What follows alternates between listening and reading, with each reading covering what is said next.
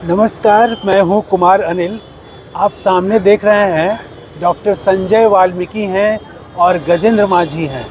दोनों दलितों में भी जो दलित हैं, सबसे निचली कतार में जो हैं, उनके लिए बिहार में आंदोलन करते रहे हैं, उनकी आवाज़ उठाते रहे हैं। आज राष्ट्रीय जनता दल ने 65% आरक्षण को सबसे बड़ा मुद्दा बनाया।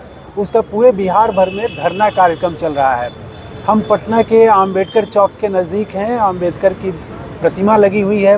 तो अच्छा होगा कि हम बात करें कि बिहार में जो दलितों में सबसे दलित हैं वो क्या सोच रहे हैं। राजद का धरना 65% आरक्षण के लिए चल रहा है, तो दलित क्या करेंगे?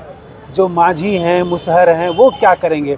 तो डॉक्टर संजय वाल्मीकि, सबसे पहले आप बताइए, बिहार के जो दलितों में दलित हैं वो क्या सोच रहे हैं आज? देखिए, जो है बिहार में जो शेड्यूल कास्ट है, शेड्यूल कास्ट में जो मतलब जातियां हैं यहाँ लगभग 22-23 हैं। और अभी जो आरक्षण का वर्गीकरण का जो फैसला 30 वर्षों के लंबी लड़ाई के बाद माननीय सर्वोच्च न्यायालय ने एक साथ की बेंच ने जो है बहुत गंभीरतापूर्वक संज्ञान लेते हुए एक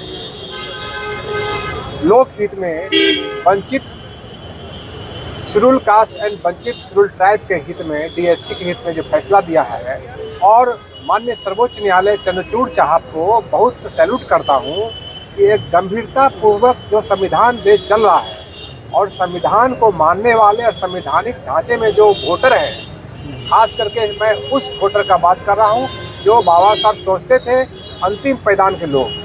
तो हाशिए पर जो लोग हैं, खासकर हम बिहार के रहने वाले हैं और हमारे साथ हमारे भाई माननीय गजेंद्र माझी साथ में है। तो जिस समाज की हम लोग बात कर रहे हैं, बाबा साहब जिसकी वकालत करते थे, आज वो समाज हाशिए पर है।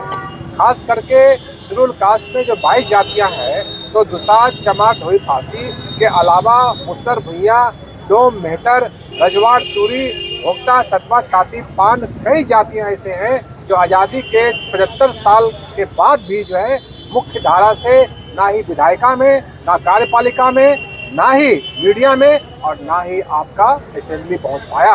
इसका क्या कारण है? हम सुप्रीम कोर्ट के आदेश को माननीय मुख्यमंत्री जी से लागू कराने के लिए हम अपील करते हैं कि माननीय मुख्यमंत्री जी, आपने दलित महादलित बनाया था, लेकिन दलित महादलित एक पॉलिटिकल स्टंट था। लेकिन सुप्रीम कोर्ट का जो जजमेंट आया है, आपके पास जाति जनगणना है।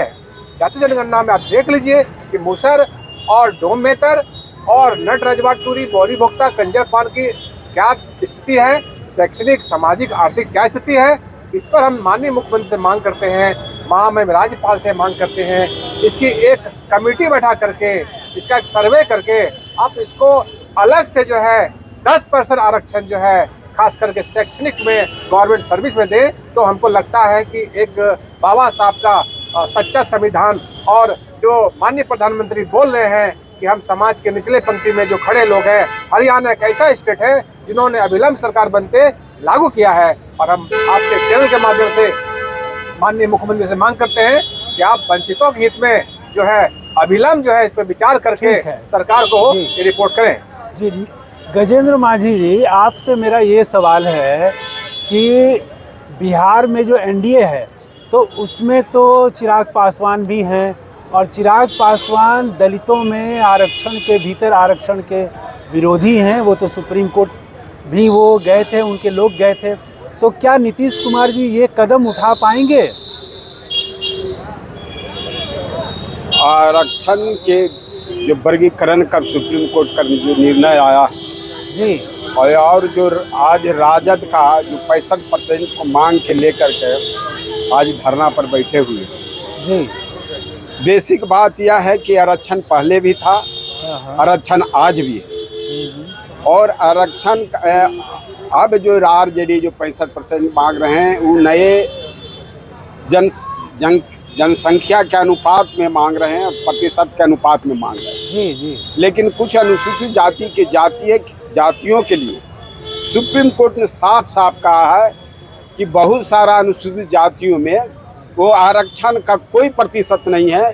उनकी न्याय कैसे मिले, उनकी भागीदारी आरक्षण में कैसे हो, इस बात के लिए सुप्रीम कोर्ट ने निर्देश दिया है सबसे पहले नीतीश कुमार, खास करके बिहार में नीतीश कुमार है, उनके बारे में सोचना चाहिए। और राजद को भी यह बात सोचनी चाहिए कि न्याय से जो मरहूम है, आरक्षण से जो मरहूम जो जातियां हैं, उनके अनुपातिक न्याय का क्या होगा, उनकी आरक्षण के क्या होगा।